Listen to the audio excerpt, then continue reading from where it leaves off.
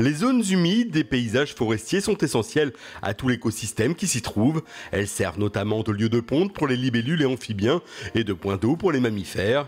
L'Office national des forêts a mis en place dans la forêt domaniale de Compiègne, 3e de l'Hexagone de par sa superficie, des sentiers de balade et de découvertes ludiques pour les petits comme pour les grands. La rainette, reine des zones humides.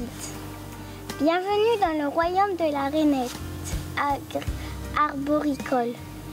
Cette jolie grenouille à la peau verte pomme n'est pas comme les autres.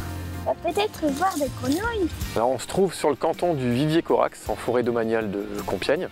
C'est un milieu particulièrement riche, puisqu'on y trouve des zones humides qui abritent toute une biodiversité qui est associée à ces milieux humides.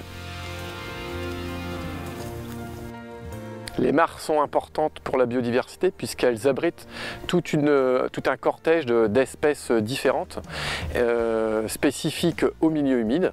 La forêt de Compiègne possède plus de 100 km de cours d'eau, plus de 250 mares forestières, ce qui lui confère un caractère humide avec une représentativité de nombreuses espèces liées à ces milieux. J'aime bien cette activité.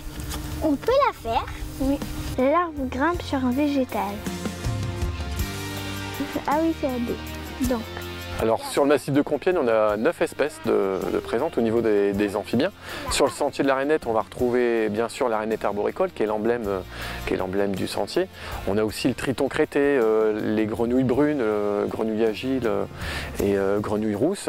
Ce sont des espèces qui sont rares et qu'on va retrouver sur tout le long du sentier. Alors les mares en contexte forestier ont une tendance à se fermer dans le temps, c'est l'évolution naturelle. Alors il est important pour le gestionnaire d'avoir une vision d'ensemble de toutes les mares qu'il possède sur l'ensemble du massif forestier.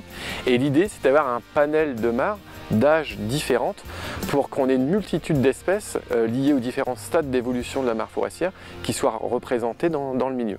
L'Office national des forêts a rédigé un plan de gestion sur les mares forestières afin d'avoir un inventaire complet de toutes les espèces présentes. En fonction des enjeux identifiés, des travaux sont préconisés et sont mis en œuvre afin de garder et préserver cette biodiversité.